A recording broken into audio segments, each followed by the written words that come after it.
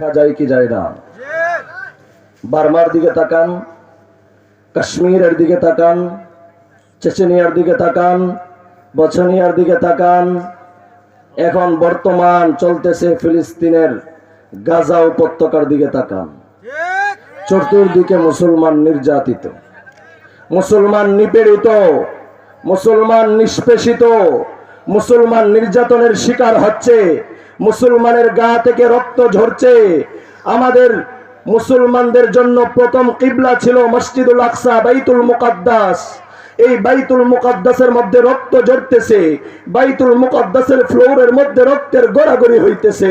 মুসলমান আজকে মুসলমানের রক্তের ঝরার খবর শুনে, মুসলমান আজকে মুসলমান শহীদ হওয়ার খবর শুনে, মুসলমান আজকে মসজিদ শহীদ হওয়ার খবর শুনে, কিন্তু মুসলমানদের অন্তরের মধ্যে অপর মুসলমান ভাইয়ের জন্য ব্যথা নাই। ততদিন পর্যন্ত ইহুদি খ্রিস্টান ইসলাম বিরোধী অপশক্তি আমাদের থেকে দূর হবে না, আমাদেরকে মারপিট বন্ধ করবে না, যতদিন পর্যন্ত আমরা সমস্ত মতানৈক্য বলে এক কালিমার পতাকা তলে আসতে না পারবো।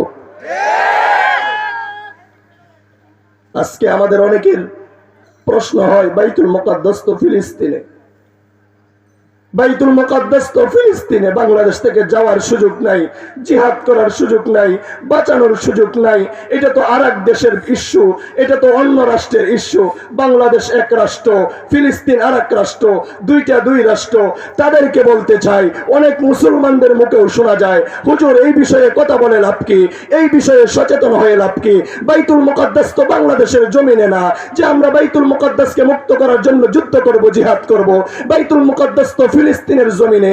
বাইতুল মুকাদ্দাস নিয়ে আমাদের এত চিন্তা চেতনা, এত কথাবার্তা, এত প্রতিবাদ সভা সমাবেশ করার কি প্রয়োজন? তাদেরকে এই কথা বোঝা উচিত। আরে বাইতুল মুকাদ্দাস শুধু ফিলিস্তিনের ভূমিতে নয়, বাইতুল মুকাদ্দাস মুসলমানদের প্রথম কিবলা হিসাবে।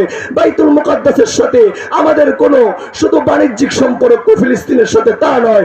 বাইতুল মুকাদ্দাস শুধু ফিলিস্তিনের উপত্যকাতে নয়, বাইতুল মুকাদ্দাস হইল মুসলমানদের প্রথম কিবলা হিসাবে। ইমানদারের প্রতি ইমানদারের হৃদয়ের মধ্যে বাইতুল মুকাদ্দাসের ছবি আঁকা আছে। এজন্য বাইতুল মুকাদ্দাসে আক্রমণ হইলে আমাদের কলিজার থেকে রক্ত ঝরে, কলিজার থেকে রক্ত ঝরে। আজকে পত্র পত্রিকা তো আপনারাও দেখেন,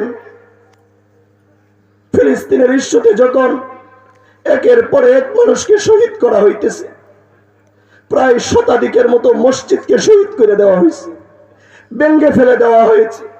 এগুলো নিয়ে আমাদের মধ্যে আলোচনা হয় না, প্রতিবাদ হয় না।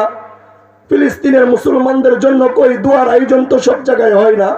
উলামায়ে কেরাম তো বলেছেন, হাদিসের মধ্যেও আছে, আল্লাহ রাসূল সাল্লাল্লাহু আলাইহি ওয়াসাল্লাম মুসলমানদের উপর যখন কোনো বিপর্যয় দেখতেন, কোনো মুসিবত দেখতেন, আল্লাহ রাসূল ফজরের নামাজের মধ্যে কুনুতে নাজিলা পাঠ করতেন।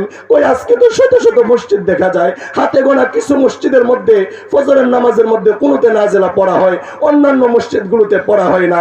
এর দ্বারা বোঝা যায় ফিলিস্তিনের মজলুম মুসলমানদের জন্য আমাদের অন্তরে ব্যথা নাই।